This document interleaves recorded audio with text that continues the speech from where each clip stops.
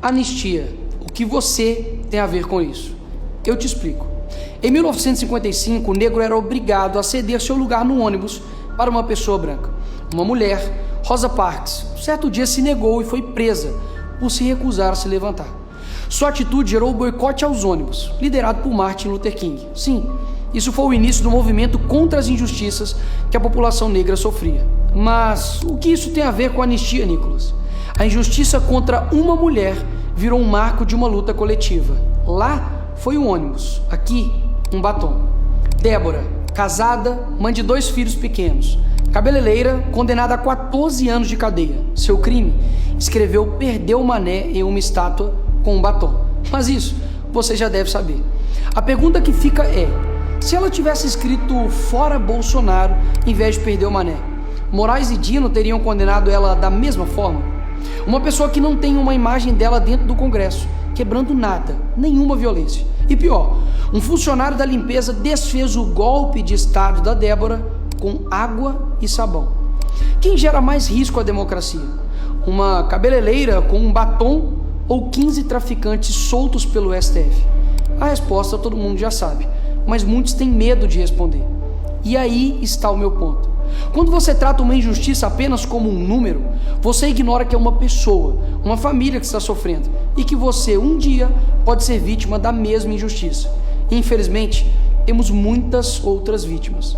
Eliene Amorim, 28 anos, manicure, presa no dia 22 de março de 2023, quase 2 meses depois dos atos do dia 8 de janeiro em São Luís. Motivo da prisão?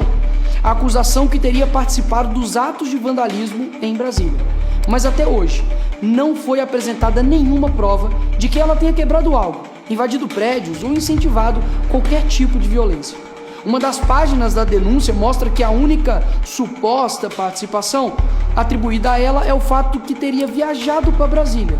Só isso. Ela está presa há 2 anos.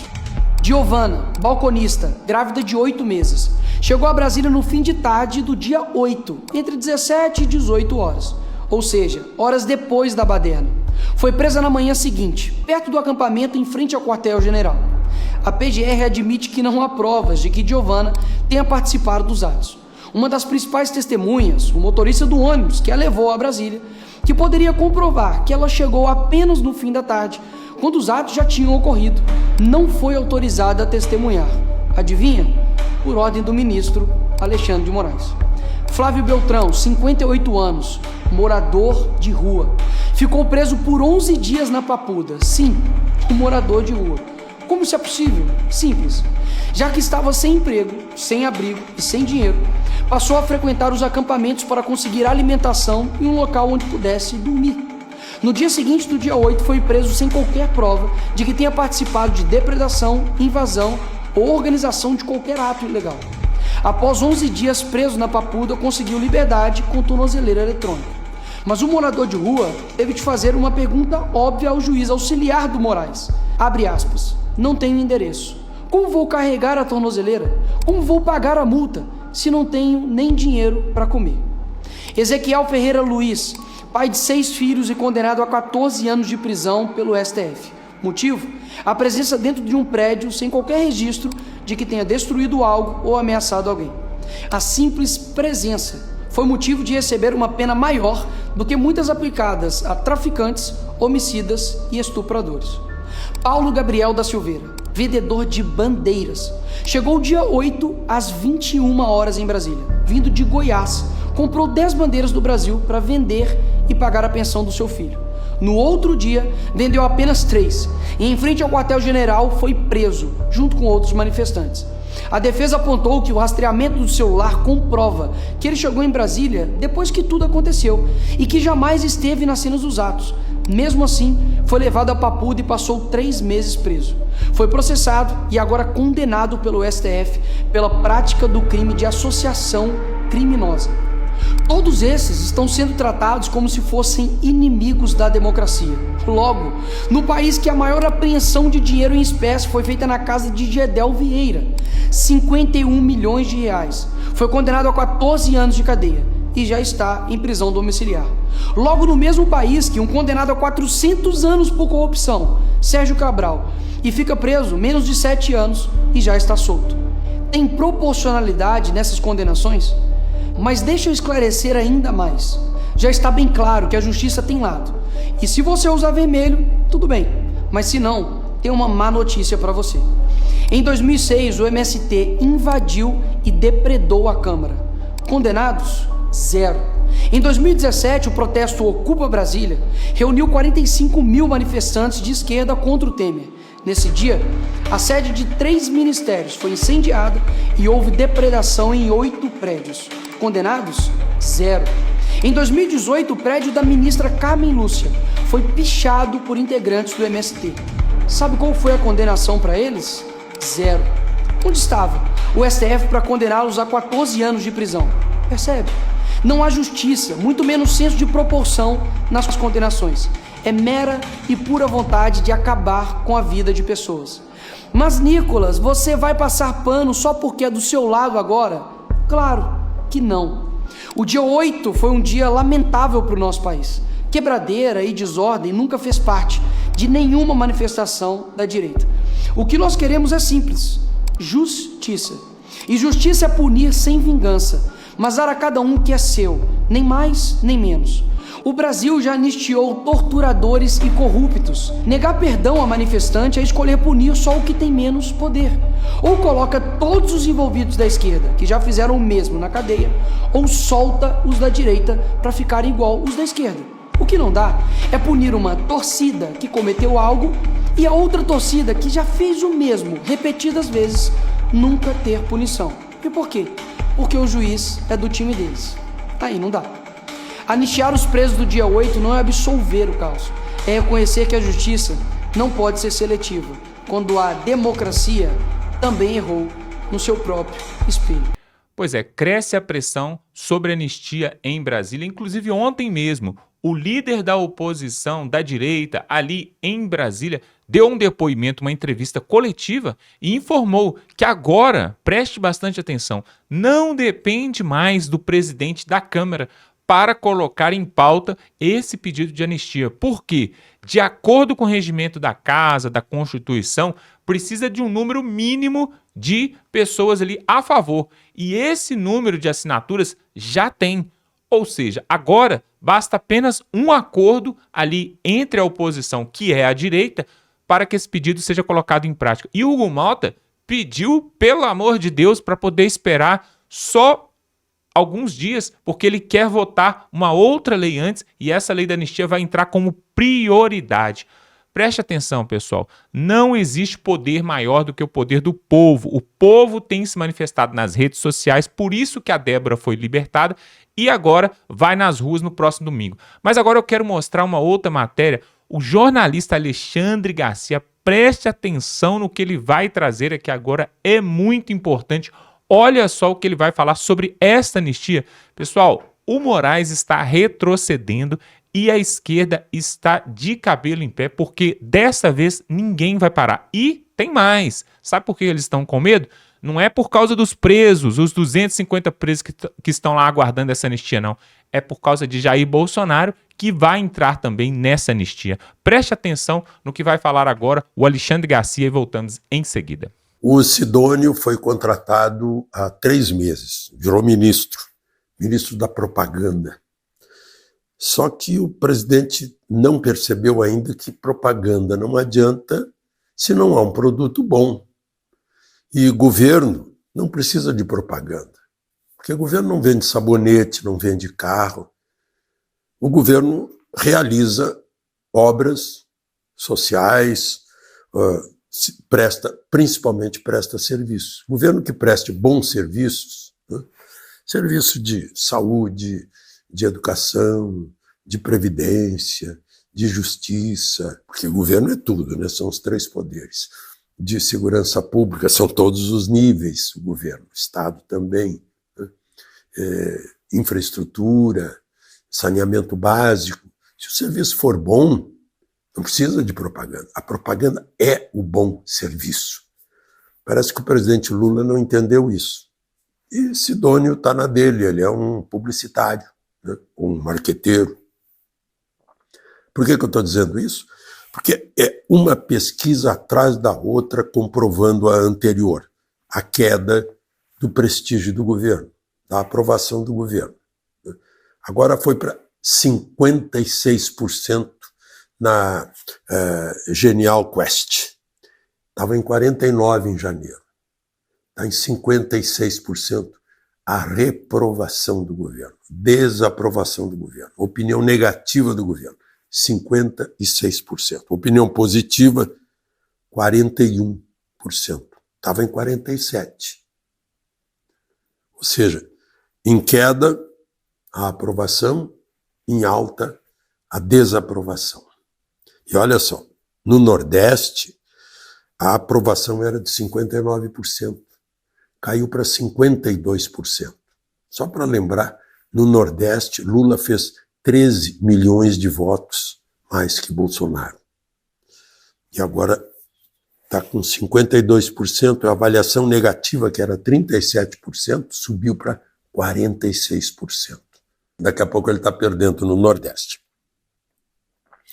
No Sul é onde mais ele é reprovado. 64% de reprovação contra 34% de aprovação. E na região Sudeste, onde se concentram quase todos, a maioria dos eleitores do Brasil, né? São Paulo, Rio de Janeiro, Minas Gerais, olha só, 64% de desaprovação, está quase 2/3, e 37% de aprovação. Está quase 2/3 a 1/3. Impressionante. E é um número muito grande de eleitores. Só para comparar, né?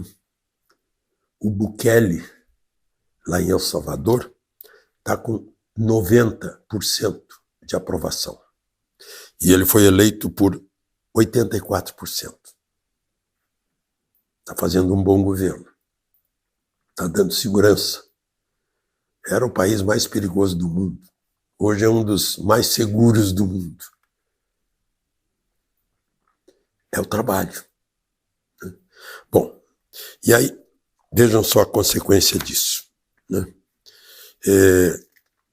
Exatamente o contrário do Bukele é a nossa política de segurança pública.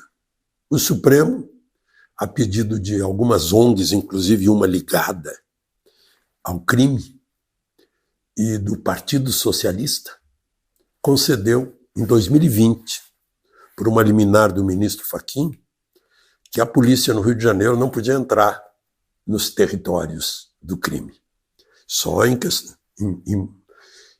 momentos excepcionais. Resultado disso, vai lá ver o Rio de Janeiro. O governador Cláudio Castro fez um vídeo mostrando que as famílias têm medo de ir para a rua, têm medo de se encontrar com os amigos, têm medo de ir à praia, têm medo de tomar um chopinho na calçada, e os turistas, cada vez mais assaltados, mortos, assassinados. Medo de ir para o Rio. O que vai acontecer com o Rio de Janeiro? Está sendo tomado pelo crime. E cá para nós, né, só entre nós aqui, os cariocas, faz 50 anos que a gente percebia isso. E os cariocas foram deixando. Não dá para se alienar. Não dá para deixar para os outros. Os cariocas são os donos da cidade. E foram deixando, pouco a pouco. Vocês lembram, cariocas? Quando o crime usava só revólver? Agora usa fuzil, .50, arma antiaérea, granada, barricadas, marcando o território. E o Supremo ajudando. Essa tal de decisão do Fachin que foi aprovada pelos outros.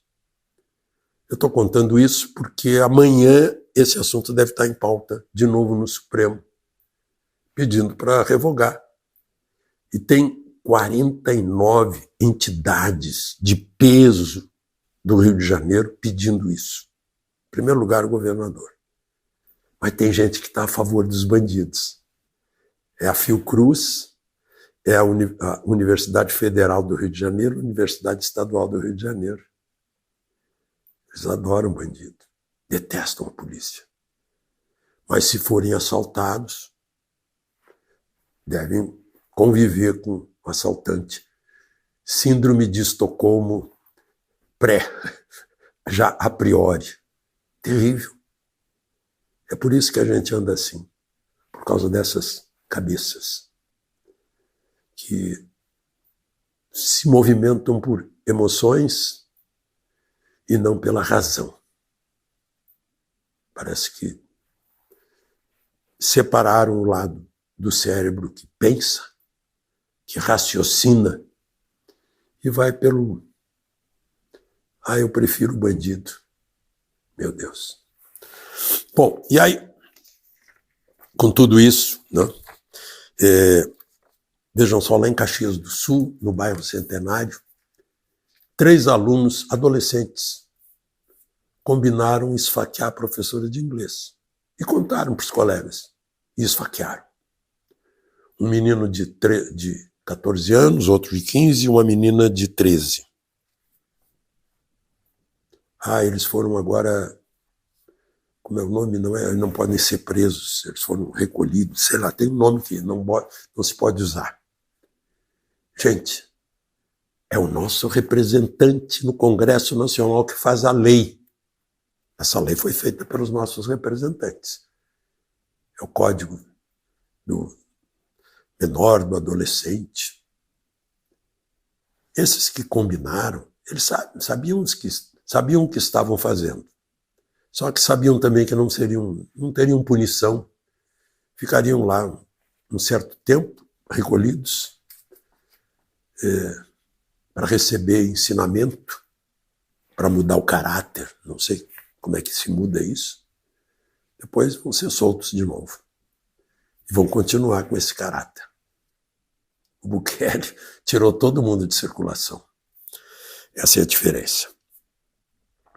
E por tudo isso, o PT morre de medo de Bolsonaro. Agora uma vereadora do PT pediu a prisão de Bolsonaro.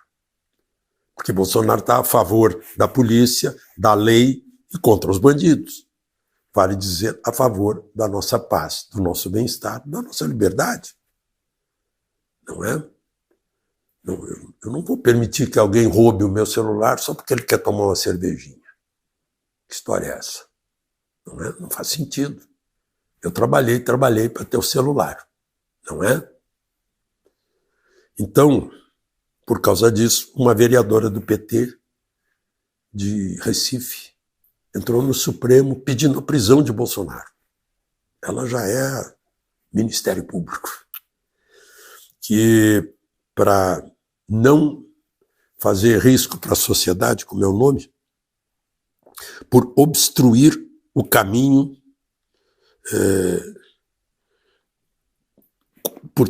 é necessária para garantir a ordem pública, que está obstruindo a justiça. Obstruindo a justiça, não. Está obstruindo o caminho do PT para se manter no poder. Freud explica perfeitamente. O motivo verdadeiro é esse. O PT teme Bolsonaro, porque olha as ruas e não bate com a última eleição. Por isso, eu insisto que eu quero saber como é que contaram o meu voto. Eu tenho que ter um comprovante disso. O Congresso vai ficar quieto? Ninguém mais está fazendo isso. Onde fizeram, estão revogando. Inclusive porque a Constituição fala em ato público, tem que ter transparência, publicidade. Eu tenho todo o direito de saber como o meu voto está sendo contado, através dos fiscais do meu partido, não é? Bom, mas... Então, já foi lá para o Moraes. Moraes pediu o pronunciamento do Procurador-Geral da República. Foi para Moraes 18 de março, foi para o Procurador dia 19 de março, para saber se a prisão é necessária para garantir a ordem pública e a instrução processual. Parece que Bolsonaro está promovendo a desordem pública. É o que parece no mundo, nesse mundo aí, e bloqueando o processo. Pelo que todos vimos, ele foi lá acompanhar o recebimento da denúncia dele. E não bagunçou o coreto, ficou quieto. assistindo, respeitoso, olhando para o relator. E não creio que alguém que faça, promova, participe de uma manifestação deva ser censurada, porque a Constituição garante, no inciso 4º do artigo 5º, cláusula pétrea, é livre a manifestação do pensamento, vedado o anonimato, e mais adiante, todos podem se reunir pacificamente sem armas.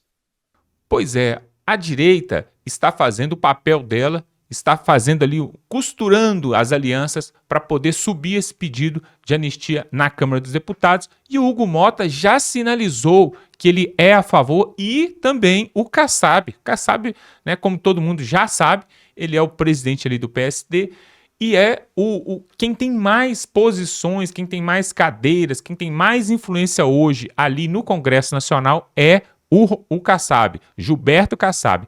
E aí, pessoal, o que acontece? A oposição à direita, que no caso é Moraes, Lula e companhia, eles estão angustiados. Por quê? Essa anistia ela vai se estender a Jair Bolsonaro, e você vai entender isso nos próximos dias.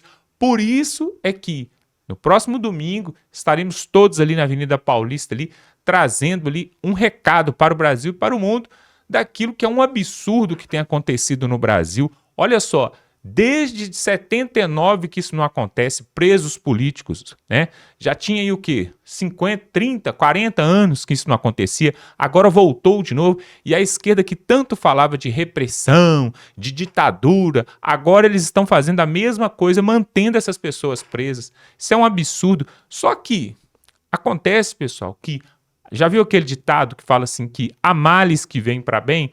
Pois é, inclusive na Bíblia fala que tudo coopera, né, para o bem daqueles que amam a Deus. Então, essa anistia a esses presos políticos vai acabar reverberando em Jair Bolsonaro, porque esse processo, esse julgamento de Bolsonaro não tem como ser mais acelerado. Então, a anistia vai sair antes do julgamento, e isso vai incluir Jair Bolsonaro. É por isso, pessoal, que todos estão indo, ali foram em Copacabana e agora vão na Avenida Paulista. Se você acha que é apenas por aqueles 250 que estão ali, que estão sofrendo sim, mas não é só sobre eles, é sobre o ex-presidente que foi injustiçado e que quer voltar à presidência em 2026, e se seguir a tendência mundial que a direita tem ganhado em vários países, em 2026 o Lula vai perder e a direita vai voltar. Pode escrever que isso deve acontecer, tá bom? E se você quer ver isso, então, eu quero te pedir para se inscrever aqui no canal, pessoal. Se inscreva no canal, porque aí você está fortalecendo a direita. Nós somos um canal conservador, tem princípios cristãos. Então, se você quer fortalecer esse movimento, se inscreva aqui, pega o link desse vídeo, manda no grupo da família, no grupo do WhatsApp. Chegou a hora de nós fazermos um grande movimento, assim como foi feito lá atrás, quando a Dilma foi impeachmentada, por exemplo, lá em 2016, o povo foi para as ruas, o povo se manifestou, mas hoje nós temos uma arma gigantesca que é a internet. Então compartilhe esse vídeo, se inscreva no canal, dá um like nesse vídeo. E aí, pessoal, eu quero ver a cara daqueles que riram da direita, né? Daqueles que chamaram de golpistas, quando os anistiados estiverem livres, libertados, e quando Bolsonaro estiver livre desses julgamentos aí e puder disputar as eleições em 2026. Aí eu quero ver a cara da esquerda e de todos que zombaram da direita, tá bom? Vamos ficando por aqui e até a próxima.